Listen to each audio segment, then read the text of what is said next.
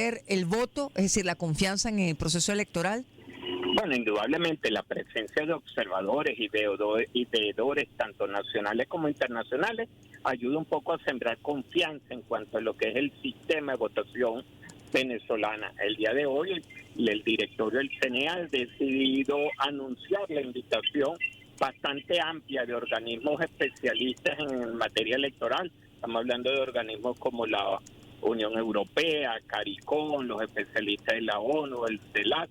Es bastante amplia, indudablemente, esta convocatoria. Ahora, es importante que las personas sepan que cada uno de estos organismos tiene sus protocolos para aprobar el despliegue de alguna misión de observación. ¿Qué significa esto, Aníbal, cuando usted hace la precisión de que cada organismo tiene sus protocolos? Bueno, te lo iba a explicar. Por ejemplo, la ONU indudablemente necesita que esa invitación sea tratada a nivel de la Asamblea o del Consejo de Seguridad. Ellos tienen que enviar una comisión previa, la cual estudia los aspectos logísticos. Tiene que firmarse un memorándum de entendimiento entre el órgano electoral y las cancillerías de los distintos países, de manera a saber cuál va a ser el despliegue logístico de estas personas, cuál va a ser el alcance que pudieran tener cada una de esas misiones. Eso es bastante importante. Se había hecho mucho hincapié en cuanto se hablaba del tema de la ampliación de las garantías electorales para sembrar confianza, como te decía, en el proceso electoral, y este era uno de los temas donde se había hecho mucho peso. Igualmente con el tema de la actualización del registro electoral. Muchas personas no se creían que esta actualización del registro electoral se fuera a llevar a cabo también en algunos países, y no solo a nivel nacional, que a nivel nacional incluso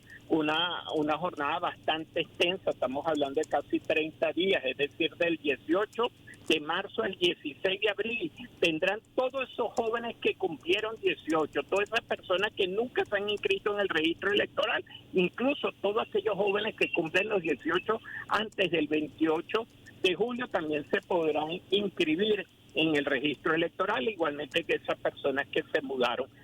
¿Es suficiente con lo que se aprobó, Aníbal, o podría incluso ampliarse más esta jornada del registro electoral? Bueno, fíjate que estamos hablando del tema de tiempo. 30 días pareciera suficiente, pero también tenemos que considerar cómo va a ser el despliegue de esas 1.000 máquinas. Pues estamos hablando, bueno, indudablemente algunas parroquias del país pudieran quedar desasistidas. Se está hablando probablemente que puedan desplegar algunas máquinas en función itinerante, es decir, que pudiéramos tener un mayor alcance para la que tiene que ver con la actualización del registro electoral. También el tema que es muy importante dentro de este bloque de actividades que se van a desarrollar en el mes de marzo está el tema del sorteo del servicio electoral. Yo había instado siempre a las autoridades electorales que se deberían abocar a esto. Esto es una actividad que indudablemente corresponde dentro del primer trimestre de cada año y va a ser el 20 de marzo cuando se haga el sorteo del servicio electoral, Vanessa, y para los que nos escuchan. ¿Por qué es tan importante? ¿Por qué es tan importante este sorteo? Porque estas son las personas que van a hacer las funciones de miembros de mesa en todos los organismos subalternos que se vayan a desplegar para el día 28 de julio. Son las personas que llevan prácticamente el proceso a nivel de la mesa electoral. Indudablemente este cronograma, Vanessa, son 90 actividades que hay que desarrollar antes del 28 de julio. Cumple con los parámetros de tiempo, los parámetros logísticos, aunque le pareciera que ellos compactaron, incluso se ve bastante atropellado todo lo que tiene que ver con el bloque de las actividades que conllevan la participación de las organizaciones con fines políticos. Esto tiene que ver que precisamente, fíjate, para la misma semana que viene, para el día 15 los partidos tienen que estar presentando sus autorizados a postular. Sí. Para el día 13 los que se quieran constituir grupos de electores o tomen la decisión de participar, candidatos por iniciativa propia, tienen que estar haciendo sus trámites. ¿Esos tiempos podrían ampliarse? Conversamos con el experto electoral Aníbal Sánchez, también parlamentario. ¿Esos tiempos podrían ampliarse, Aníbal? Es que no podemos ampliarlo porque estos tiempos indudablemente son prelativos dentro de este bloque, porque tenemos las postulaciones el día 21. Entonces, es decir, yo para el día 21 tengo que saber cuáles son las organizaciones con fines políticos que están habilitadas para hacer la presentación de alguna candidatura o grupos de electores que vayan a presentar candidaturas. Las postulaciones indudablemente son del 21 al 25.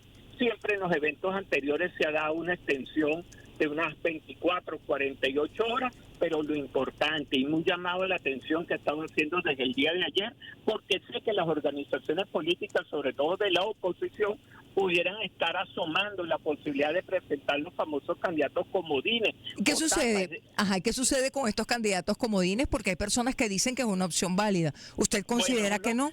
O es una opción válida, pero que solo ganarían hasta el 20 de abril. ¿Por qué? Porque del 1 al 20 de abril es la etapa de sustitución de estos candidatos por los candidatos definitivos, de manera que estos cambios tengan efecto en la boleta. ¿Qué significa esto? Que si un partido postula a Aníbal Sánchez, pero después lo quiere cambiar por Vanessa Davis, después del 20 de abril esta sustitución no tiene efecto, es decir, la foto de Vanessa sigue apareciendo en los tarjetones electorales. Claro. Y cuando estamos hablando en procesos que son personalísimos, en procesos de carácter uninominal, donde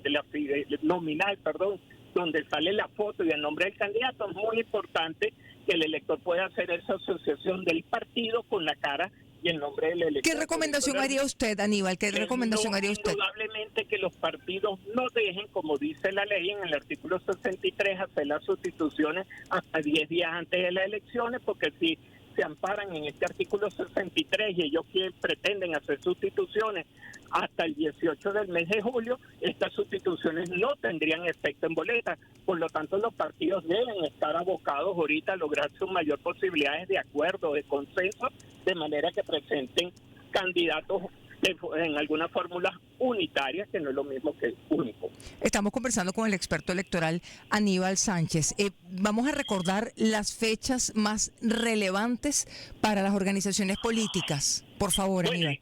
Indudablemente este 15 de marzo de ellos deben presentar su autorizado a postular. La fecha de inscripción de los candidatos es del 21 al 5 y del 1 al 20 de abril tienen para hacer las sustituciones con efecto en boleta, ya que el día 8 de abril ellos estarían haciendo la selección del puesto en boleta. El 17 de abril es el corte del registro preliminar. Algunos han dicho que esto excede la ley. La ley, el artículo 35, dice que es 30 días después de convocar, es decir, que se debió haber hecho el corte del 6 de abril, pero vamos a decir, esta alteración o este no cumplimiento de este parámetro de los 30 días va en favor del proceso, porque son unos días que se están ganando para tener una jornada de actualización más amplia. Es decir, que prácticamente para el 29 de abril, cuando comienza la batería de las auditorías técnicas, indudablemente estamos hablando con la auditoría del software de las máquinas de votación, que es el 29 de abril. Ya para el mes de mayo viene el tema de lo que es la auditoría del registro electoral. Claro. Y para finales de mayo que podríamos tener un registro electoral definitivo. Y en junio, cuando entramos en junio, aparece algo que las personas no se esperaban. Imagínate, ya se está hablando del despliegue de material codificado a las embajadas. ¿Por qué?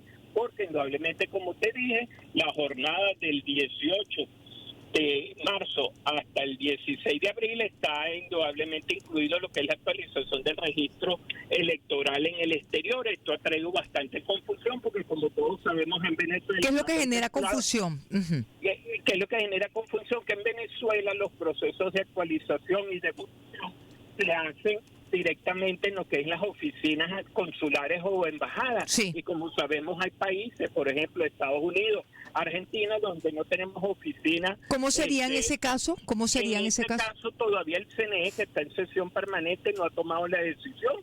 Yo sé que algunos se estarán paseando de por qué no utilizar lo que se llama la figura de las oficinas de intereses consulares, pero prácticamente estas son cuestiones del derecho internacional que lleva indudablemente a poner de acuerdo dos estados en cuanto pudieran funcionar esas oficinas. Lo veo bastante cuesta arriba, y esto siempre se paseó por esto, que esto podía afectar a los electores que están viviendo en Estados Unidos. ¿Estaríamos hablando de cuántos países, en este caso, Aníbal, de los electores de cuántos países? Pudiéramos hablar indudablemente de los países como Estados Unidos, los países como Argentina, donde no tenemos representación consular, pero algo más importante, Vanessa, también el aspecto de la actualización del registro electoral en los países donde tenemos oficinas, es a discreción de estas oficinas consulares. Por eso vemos la confusión que en algunas oficinas hacen la solicitud de algunos requisitos que no son constitucionales. La Constitución dice que para un venezolano inscribirse en el registro electoral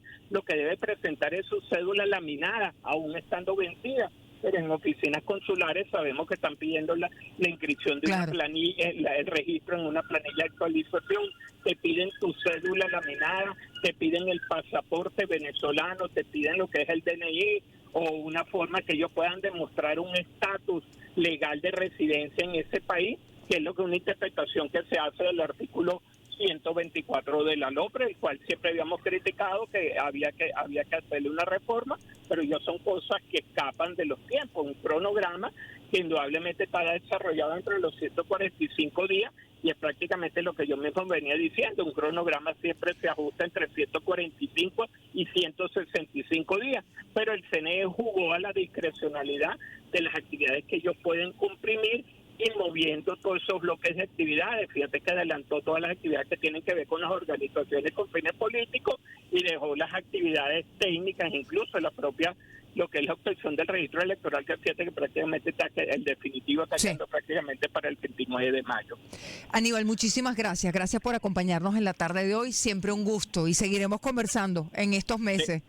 Seguro, estamos totalmente a la orden y cualquier duda te lo podemos responder por nuestras redes sociales o en otro contacto telefónico. Muchísimas gracias. Son las 2:21 de la tarde, amigas y amigos. Despedimos esta conversación con el experto electoral, también parlamentario, Aníbal Sánchez. Y esta figura del candidato